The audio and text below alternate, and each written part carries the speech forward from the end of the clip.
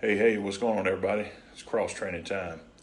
Cross training, simply put, are ways to get in shape spiritually. Without further ado, as always, several ways to follow us. Facebook, We Cross Train. Instagram, We Cross Train. You can even like, subscribe, and share on YouTube at We Cross Train. You can visit the website, www.wecrosstrain.com. Purchase your very own I Cross Train shirt. Become part of the We Cross Train family. Without further ado, today's title is The Secret to Peace. So, as a lot of my segments, I like to do analogies or correlations between working out in the physical sense and working out in the spiritual sense.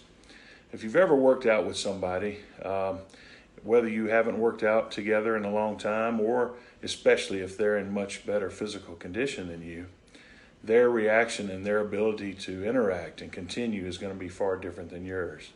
Let's just say, for instance, you're going on a jog together. A person in shape would be talking and interacting and asking questions and going over all kinds of things with you, where the person out of shape is going to eventually want to know if they'll just stop talking to them, or they'll be so out of breath and gasping for air that they won't be able to talk. Same thing with a workout routine. If you get used to a particular workout routine, you do the same things over and over and over, and then you get with a trainer or you work out with somebody who has a different routine, you'll find that while you feel like you're in good physical condition, you're not in shape for the routine that this individual gives you. And the only way to overcome any of that is to continue to train physically. You also have to train yourself mentally to not give up and push through your breaking point and not let fatigue make a coward out of you, as some of us have heard before. Well, the same thing goes into the spiritual sense.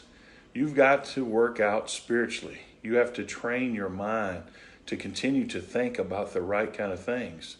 And this doesn't happen just by, intermittently doing it here or there and not thinking about it and not being on a routine that happens frequently.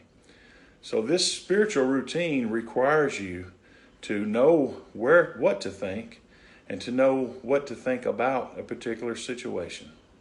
So without further ado, it says in Isaiah 26:3, "Thou wilt keep him in perfect peace, whose mind is stayed on thee, because he trusteth in thee."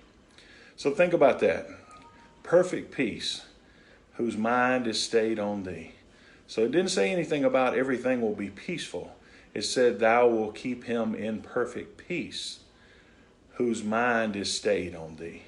So when you're going through a particular problem, whether it be something on the job, personal relationship, children, family, death of a loved one, illness, whatever the case may be, in this spiritual training regimen that God puts us through, the thing you have to understand is the only way to have peace, or the secret to peace, is to keep your mind stayed on God. Now that's easier said than done. It's certainly easy for me to give you this advice, as I sometimes struggle with it myself. But that clearly is the secret to peace.